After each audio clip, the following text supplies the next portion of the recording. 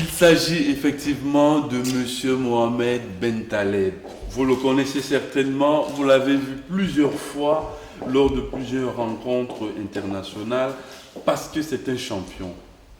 Champion du Maroc et des Arabes d'Afrique, médaillé au championnat de natation pour des personnes handicapées, ex-entraîneur de l'équipe nationale de natation, président du club athlétique international, président du conseil d'administration de l'Union des associations de Salé, il faut le repréciser, président d'honneur et d'Union des associations des Marocains, Arabes, Caraïbes et France.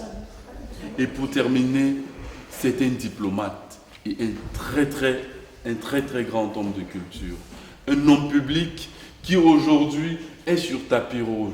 Bonsoir, Monsieur Mohamed Ben Taleb.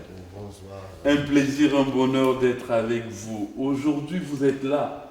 Certains ont toujours cru que pour rencontrer des personnalités comme vous, il faut être en Californie, il faut être à Londres, il faut être à Paris. Mais c'est simple. Aujourd'hui, nous sommes au complexe touristique et sportif Le Lac. Un moment de joie, comment trouvez-vous le cadre? Alors, moi je trouve que le complexe sportif, le lac, est un complexe, c'est une première dans la région tout d'abord, dont M. Sharif est un ami à moi. Et lui, il est dans le domaine des sports équestres. Moi, je me suis engagé avec les handicapés, car moi, je suis depuis 25 ans dans ce domaine. En passant par toutes les étapes, champion, plusieurs médailles, déjà avoir un diplôme en Californie dans la classification des handicapés aux États-Unis, la période entre 2000 et 2002, après avoir engagé dans une dure responsabilité de prendre l'équipe nationale du Maroc pendant des années et avoir des médailles aux Jeux de Sydney et d'Athènes, et après avoir une riche expérience au consulat du Maroc, au consulat général du Maroc à Strasbourg, qui a duré 5 ans, depuis 2009 à 2014. Et maintenant, je suis retourné au ministère des Affaires étrangères de la coopération. Et depuis un an que j'ai créé mon propre club pour les handicapés de la région de Salé, c'est le club athlétique international de solidarité. Mais l'idée, elle était plus loin que ça. C'est-à-dire, on est engagé avec les handicapés de créer le secrétariat général chargé des handicapés au Maroc, au ministère des handicapés au Maroc, parce que vraiment, on a des chiffres très grands par rapport au nombre d'handicapés au Maroc, qui s'élève à plus de 3 500 000. Et le but, c'était de défendre ces handicapés, parce que par rapport à eux, ils ont fait un chemin éducatif excellent avec les moyens rigoureux qu'on a. Et on a plusieurs diplômés handicapés en chômage. Même le quota que le ministère de jeunesse et de sport et la quota du ministère de la société de la femme, il a fait, mais il reste un quota qui n'est pas vraiment tenu par les Marocains, un quota de 7% pour les handicapés. Et en fin de compte, moi je connais beaucoup d'handicapés qui ne sont pas embauchés et qui ont dépassé l'âge de recrutement, l'âge qui s'élève à 45 ans. Alors vraiment, avec M. Manar, le président des associations d'Union des Marocains d'Alsace et à Lorraine, on a travaillé pendant 5 ans pour faire un partenariat avec les associations des handicapés en France. et pour donner une vraie image sur des handicapés leaders qui veulent travailler pour d'autres handicapés qui ont une éducation assez moyenne, où on peut trouver dans la majorité des temps qu'il y a des champions handicapés, mais ils n'ont pas un niveau scolaire très élevé. Et à travers ce club, on est en train de chercher des champions, à la recherche des champions handicapés de moins de 17 ans, et aussi les héberger, les prendre en charge et les éduquer et les trouver des métiers à faire, parce que il y a les handicapés moteurs, il y a les amputés, il y a les non-voyants, mais aussi il y a les sourds-muets. Monsieur Mohamed Ben Taleb, comme je venais de vous le dire, on ressent cette profondeur, cette richesse quand on l'écoute. Monsieur, aujourd'hui, vous êtes rentré au ministère. Vous auriez voulu être dans un autre pays en tant que consul ou ambassadeur, ou simplement un joie de retour au bercail? Par rapport à ma mission au Maroc, que je l'ai menée depuis 2009, j'avais encore 3 ans de travail en France, mais j'ai aimé rentrer au Maroc, poursuivre mon travail, bien sûr, au ministère des Affaires étrangères, mais avoir tout mon temps et me concentrer sur le club, que j'ai déjà fait des tournées dans 9 pays en Europe pour faire des partenariats et pour avoir de l'aide, et aussi pour donner une image de ce qu'on va faire, parce que c'est un travail gouvernemental, alors qu'on est une association civile. Et après, on a fait une tournée en Émirats Arabes Unis. On a fait la connaissance de plusieurs organisations qui travaillent dans le domaine humanitaire.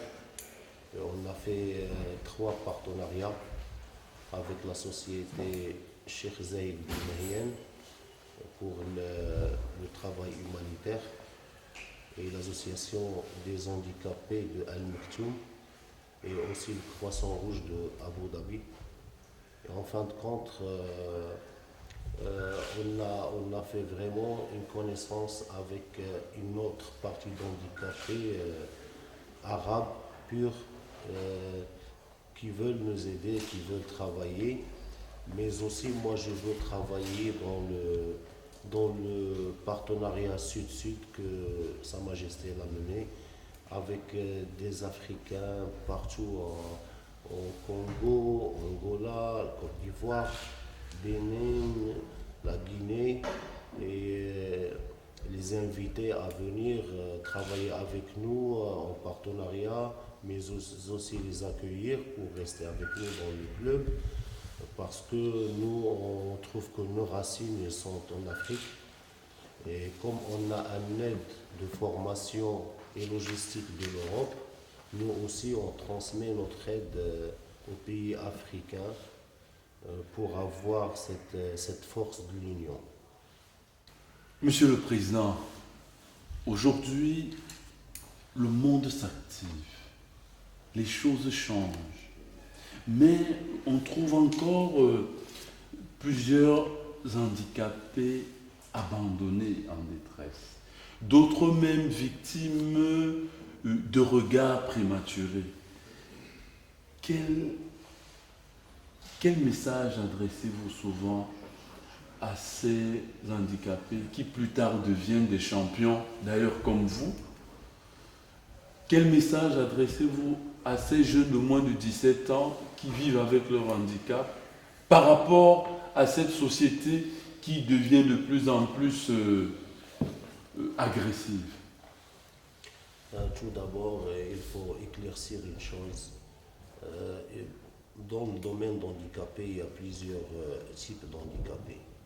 Il y a les handicapés qui sont nés de naissance handicapés par défaut de voyage de mariage héréditaire, comme ça. Mais aussi, il y a des handicapés victimes des accidents à l'âge tôt, et aussi des handicapés, c'est-à-dire qu'ils ont perdu une partie de leurs membres par une maladie, dans une partie c'est-à-dire très débutante. À part ça, moi je trouve que comme on a commencé à faire le sport et à compléter, c'est-à-dire pour ne pas se sentir dans une infériorité, parce que l'handicap, c'est pas l'handicap d'un membre, moi je trouve que c'est normal, mais on est des familles très modestes, des familles normales, et nous on encourage les handicapés, les jeunes handicapés. D'ailleurs, on a plusieurs champions qui ont bossé, travaillé dur pour arriver. Il faut les motiver, les encourager, les encadrer, mais aussi il faut les récompenser, parce que par rapport aux handicapés que nous les connaissons à travers le monde, le niveau de vie d'handicapés par rapport aux Européens et par rapport aux Africains, il ne faut pas comparer l'incomparable. On a beaucoup d'handicapés en France, ils ont un système social formidable, des aides, chômage, des femmes de ménage, de l'habitation, un travail, et on ne peut pas comparer ça avec le Maroc, parce que cette opportunité, les handicapés, ils n'ont pas. C'est-à-dire, ils passent par des médailles dans les championnats du monde, aux championnats olympiques, pour décrocher un travail et satisfaire leur famille. Et je pense qu'il y a tout un travail à faire, un encadrement, et c'est le temps de commencer, de lancer ce partenariat avec plusieurs associations qui travaillent dans le domaine humanitaire à travers le Maroc, et dépasser des continents. Et moi j'étais reçu par plusieurs délégations d'handicapés en Turquie, en Australie, aux États-Unis.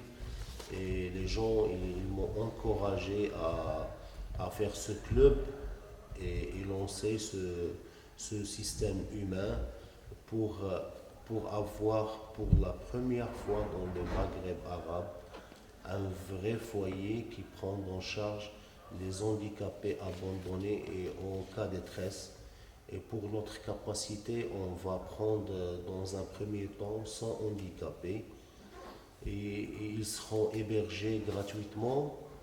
On va leur donner toutes les connaissances, l'éducation, formation de métier, sport, et on attend l'aide du gouvernement, des ministères, de tous les biens, de toutes les personnalités de bienveillance. Et on a lancé un travail avec les médias, avec le journal, pour que les gens connaissent que voilà, on a vraiment un club qui s'est situé à Salé, à la sortie de l'autoroute de Tanger, et que vraiment nos portes ils sont ouvertes pour tous les handicapés de la région. Tout d'abord, par rapport au papier de notre club, partie administrative, on a fourni tous les papiers qu'il faut depuis 9 mois. Et par rapport aux accords avec les autorités, vraiment, on a trouvé beaucoup de difficultés pour avoir un terrain qu'on a choisi un terrain de 3 hectares et demi avec le Haut Commissariat des eaux et forêts et la lutte contre la législation. Et, avec l'association Mohamed V de solidarité. Et en fin de compte, je souhaite qu'on va trouver un partenariat à 3. On va le signer d'ici un mois pour avoir vraiment le droit de construire dans un espace de 1800 mètres carrés parce qu'il y a un foyer de 100 handicapés. On n'a pas le droit de construire de rez-de-chaussée plus un étage, on a le droit que le rez-de-chaussée. Et il y a aussi le foyer et l'école de footballeurs surmiers moins de 17 ans. Il y a plusieurs salles de sport et écoles d'éducation et apprentissage de métiers. Et il y a aussi de piscines, salles de rééducation. Il y a aussi un terrain de... En fin de compte, nous, on a choisi 12 sortes de sports exercés avec excellence par ces handicapés. Et pour les déblocages de fonds, notre visite en Émirats Arabes Unis, elle était dans ce sens de ramasser un peu d'argent pour construire à travers eux, bien sûr, parce que toutes les constructions se font par des appels d'offres. Et on avait des promesses par rapport à l'NDH de Salé et par rapport à des donneurs qu'on les connaissait depuis notre mission à Strasbourg. Et pour l'instant, on a pu débloquer un fonds de 3,5 millions de dirhams. Mais c'est-à-dire pour l'estimation de la construction de 1800 mètres carrés, avec notre architecte, avec notre entrepreneur, c'est-à-dire l'estimation se relève à 12 millions de dirhams pour vraiment compléter la construction de notre club. Et c'est pour ça nous on a lancé cet appel d'aide pour que toutes les forces seront réunies pour la construction de ce premier foyer au Maghreb arabe. Monsieur Mohamed, quel message adresser aux politiciens qui encouragent ce projet? Alors, mon message, vraiment, c'est un message simple, c'est-à-dire il faut prendre en compte les handicapés et ne pas passer des messages lors de la journée internationale d'handicapés. Nous, on veut la continuité par rapport à l'aide humanitaire pour ces handicapés, les embaucher et trouver une place pour aussi améliorer leur vie, mais aussi les aider au niveau de l'éducation, parce qu'on a vraiment un manque dans les foyers, dans les écoles d'éducation spécialité handicapés, parce que vraiment un handicapé, lorsqu'il sort et continue ses études de la maternelle jusqu'il aurait un diplôme, vraiment il passe par une souffrance incroyable. Vous n'imaginez pas la souffrance d'un handicapé qui prend le bus ou qui marche à pied sans aucun soutien de l'État. Et c'est pour ça qu'on voulait faire ce foyer, pour qu'on aura une éducation à 100% désignée pour les personnes handicapées. Et bien sûr, il faut que le gouvernement change, c'est-à-dire son idée sur ces handicapés et consacre un budget pour une vraie ministère chargé des handicapés parce que le nombre est lourd. Le nombre il dépasse les 4 millions, les 3 millions 500 et on ne sait pas à ce qu'avec le dernier sondage, on est arrivé presque à 4 millions d'handicapés. Vraiment, c'est un chiffre qui nous fait peur et il faut agir. Il faut donner et lancer des signes avant qu'il se soit trop tard parce que nos pays voisins, vraiment, ils travaillent dans le domaine handicapé, ils l'encouragent et il faut que le Maroc prenne part de sa responsabilité. Et je crois qu'il y a beaucoup des gens qui sont avec nous dans ce chemin et on va pas baisser les bras jusqu'à ce que notre projet soit terminé. Mesdames, Messieurs, on vous l'a dit et vous êtes convaincus qu'aujourd'hui, nous pouvons tous ensemble apporter notre soutien à tous ceux et à toutes celles qui œuvrent inlassablement pour accompagner les personnes handicapées, en détresse et abandonnées. Soutenons le projet de M. Mohamed Ben Taleb. Ce grand homme qui a une forte personnalité, c'est un homme d'honneur.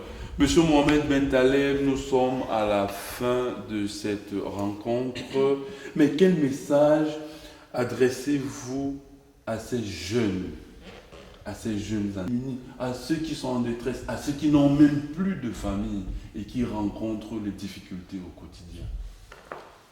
Moi, je salue tous les handicapés du Maroc par rapport à tous leurs handicapés, parce que nous, on ne soutient pas un handicapé moteur et on lâche à notre handicapé.